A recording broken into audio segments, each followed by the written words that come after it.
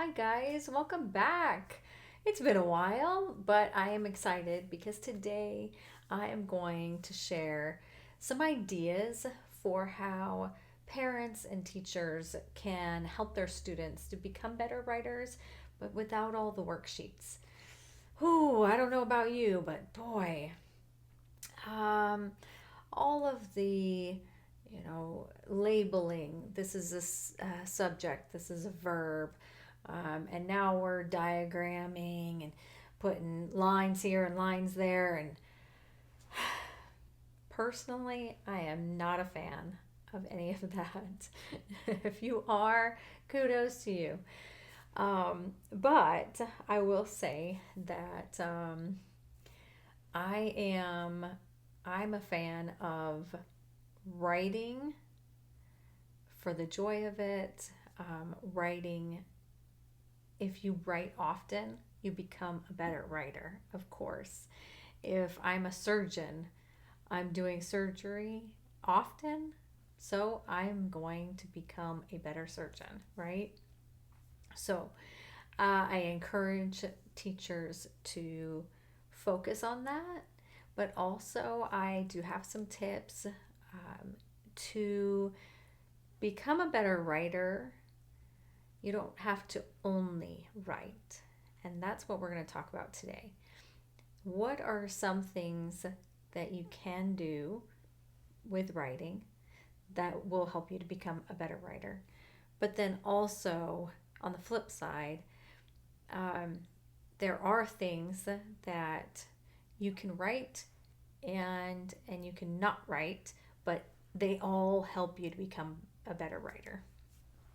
Oh my goodness. There's so much editing in that. I'm gonna have to really edit to make that make sense. But number one, okay. First, let's talk about reading.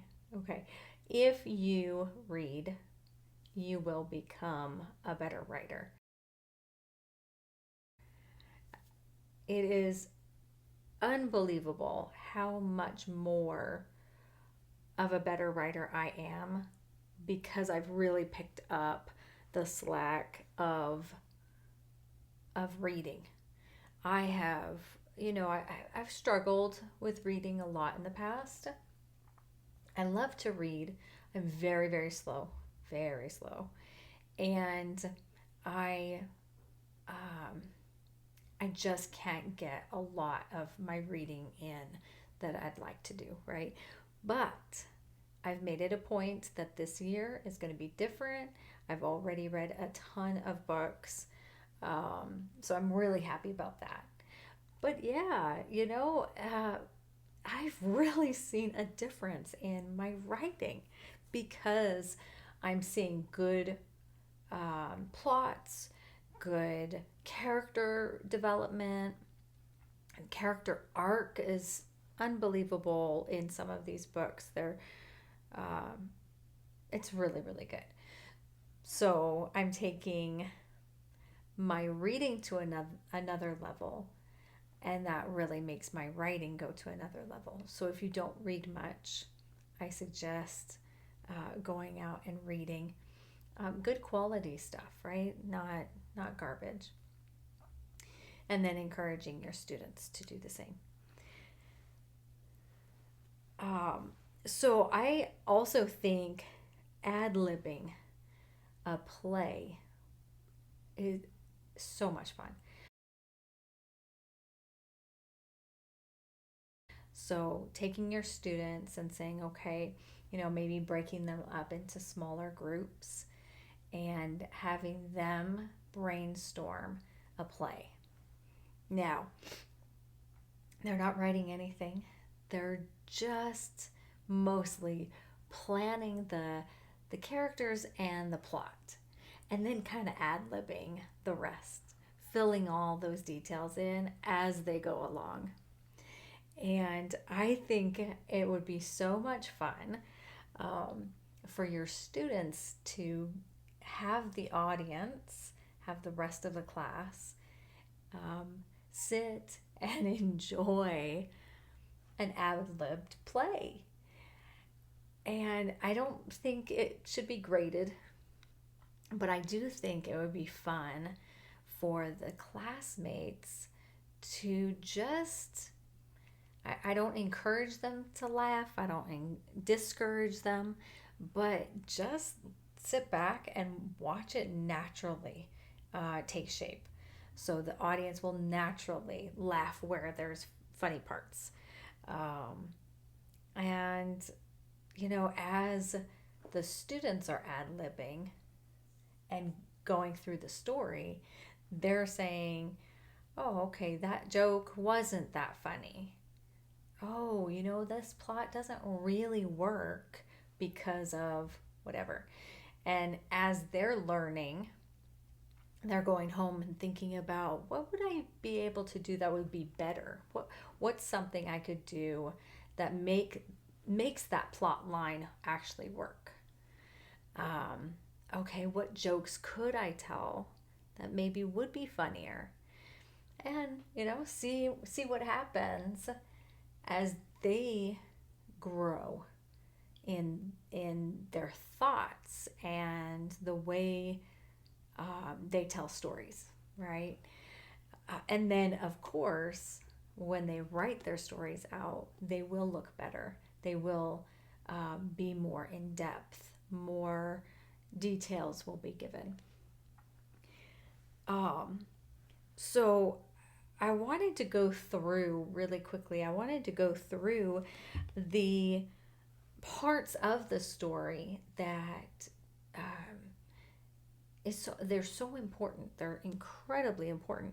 And as you are teaching them about writing and about storytelling, you can use the terminology. There's a beginning of the story, and the main character is in their own world, right? And this world is not a good world. Usually, it's got flaws, and the character has flaws. A good example would be Bruce Wayne in Batman. Okay, so Bruce Wayne, he loses his parents. This world is not a good world. He doesn't have parents anymore. He loses them when he was a child, and his world is broken. Then there's an inciting incident that changes everything. And it's almost like you go into world two in every story. And it doesn't even have to be, we don't have to be talking about superheroes or anything like that. It could be, a romance story or whatever. But the um, the main character goes from world one. Then there's something that happens to make him go into world two. So for Batman, it's him deciding, I'm going to put this outfit on and I'm going to make this world right.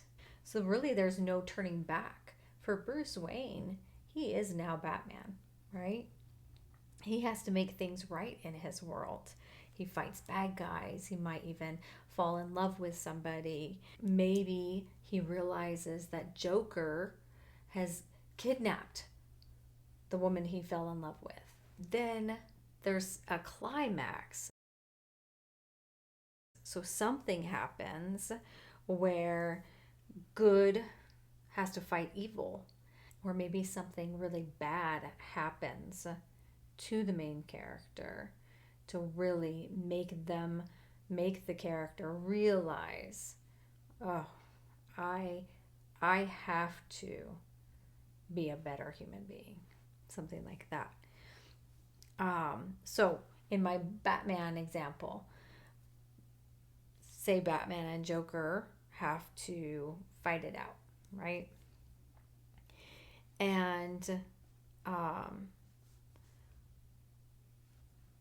the character always has to have a dark night of the soul right before the climax. So something happens to the character that the character says, "Oh man, this is all my fault. This is something that has happened because I made these choices along the way. So, for example, maybe Batman um, was at the, you know, going and saving somebody, and he went and kissed his girl on the cheek, and a news reporter saw it and took a picture. And then it went all over, and Joker saw the picture of the girl. And so he kidnapped the girl. Something like that. So you go, oh no, it was Batman's fault that Joker ended up finding out about the girl. So Batman says, okay, well, it is my fault, but I can save the day. I can make this right. The writer has to figure out a way to solve the problem that feels real to the reader, but it's also creative and maybe a little bit new and feels fresh to people. So maybe I wouldn't call this real fresh, but maybe Batman takes Harlequin and kidnaps her, and now they have the exchange, right? And the exchange might be the climax. And the exchange is Batman and Joker, swap the girls, but then they fight, and there's a big, huge, epic battle kind of thing. Then after the climax, of course, Batman wins. Look at who he's fighting. He's fighting Joker. Batman gets back to his old life, and um, maybe he gets with the girl and they live happily ever after, kind of thing, right? Of course, he can't go back to his old life. He'll never be able to go back to World 2. He has to keep going forward. And yeah, so that's just a little taste of what you can talk about with your kids, with your students, and just hitting those main parts of a story, and then be able to go in and have some fun with it. Okay, so another idea is to encourage daily journaling.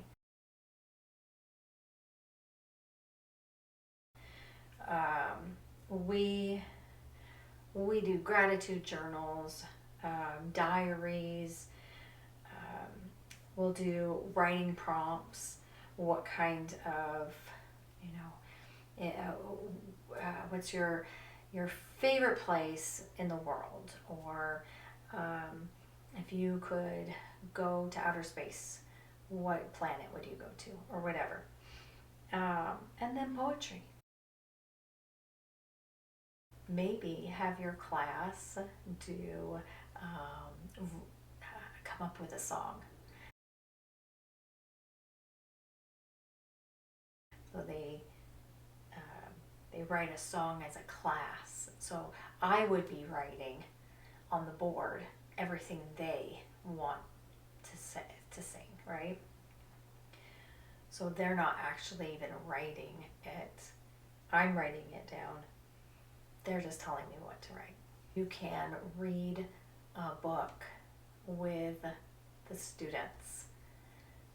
As a whole class, we're reading a whole book, but then you don't read the ending. You stop and you ask them to write the ending. What do you think is going to happen? And you pick 3 that are not the ending of the real book, and you can read them out loud. Then you read the real ending and pick out the ones that were close or right on the money. And that's a lot of fun. Go on a trip. Take your students on a trip and then come back and have them do junk journaling, scrapbooking, whatever, whatever kind of suits them. And they can talk about the best parts of their trip. It's the best parts of the trip that are kind of like the best parts of the book, right? Those are 7 ideas on how to make writing, how to make your students better writers without those worksheets. All right, until next time, thank you for watching. Hit subscribe if you haven't. Leave a comment down below. What ideas do you have? I bet you guys have a lot of ideas how to get your students to become a better writer. I will see you next time. Have a great week. Bye.